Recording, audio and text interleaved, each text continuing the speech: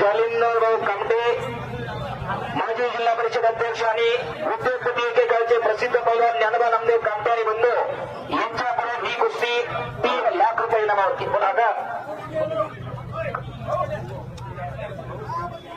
काका माईक मध्ये ठेवला.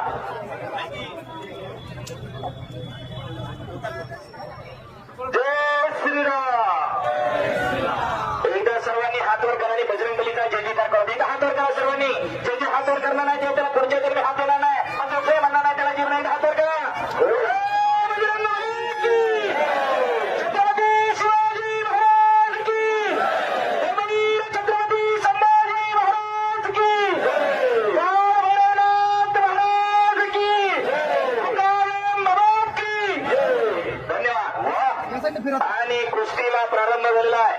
सिकंदर शेख विरुद्ध मंजीत कुत्री आणि या कुस्तीवरती माजी जिल्हा परिषद अध्यक्ष जालिंदरराव कामटे आणि उद्योगपती पैलवान ज्ञानोबा कामटे यांच्याकडून 3 लाख रुपये इनाम आहे. जालिंदररावनी 1 नंबरच्या कुस्तीला बक्षीस दिले. बरोबर वाटत असेल. गावातले अध्यक्ष जिल्हा परिषद अध्यक्ष जालिंदरराव गेल्यानंतर वर्षून इथं एवढा मोठा स्टेडियम राजेंद्रराव भाऊंच्या काळामध्ये बांधलं गेलेलं आहे. पहिलं 20,000 रुपये स्पर्धेला मिळायचं जिल्ह्याच्या वगैरे. जालिंदरराव अध्यक्ष झाले जिल्हा परिषदला. 2 लाख रुपये कुस्तीच्या स्पर्धेला द्यायला सुरुवात केली. जालिंदरराव सगळ्याला टाळ्या होऊन जाव्या. कुस्तीवरती प्रेम करणारे जालिंदरराव कामटे आणि एकेकाळचे प्रसिद्ध पैलवान ज्ञानोबा नामदेव कामटे यांच्याकडून 3 लाख रुपये इनाम आहे. हे सत्पात्री दान आहे. पैसा कुठे आणि कसा खर्च करा याचं जाण आणि भान असावं लागतंय. नाहीतर एका रात्रीमध्ये लाखो रुपये उधळणारी कमी नाही आणि दुसऱ्या दिवशी पापात निवडणारी कमी नाही तर त्यांना. पण खऱ्या अर्थाने हे सत्पात्री दान आहे. डोक्याला डोकं लागलं. या पैशातून या पोरांच्या खुराकाचा खर्च भागत असतोय. सगळेच काय सदनवरती नसतात. सिकंदर शेखचे दिवस आता चांगले आले पण त्याच्या वडिलांना दुसऱ्याची हमाली करून पोरगा पैलवान केलाय. बरीच माणसं कारण सांगत असतात माझ्याकडे एवढंच नव्हतं त्याच्याकडे पैसेच नव्हतं मग माझं पोरगच करीत नव्हतं. सांगायला गेलं तर 1000 करण्यात भाऊ पण करायला एक कारण पुरेच असते. त्या सिकंदरनं करून दाखवला.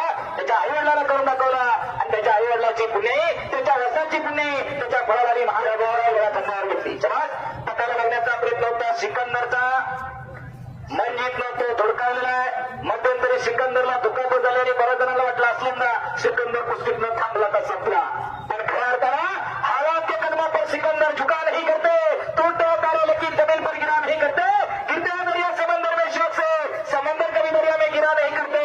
हार मानेल तो सिकंदर कसा टाळ्या वाजवत्या पोराचं. एवढ्या मोठ्या दुखापतीतून पुन्हा सावरलाय. ही महाराष्ट्राची माती आहे आणि महाराष्ट्राच्या मातीबद्दल मुंबई भारताचे तत्कालीन गव्हर्नर जे कोलकात्याला नंतर बदली होऊन गेले भारत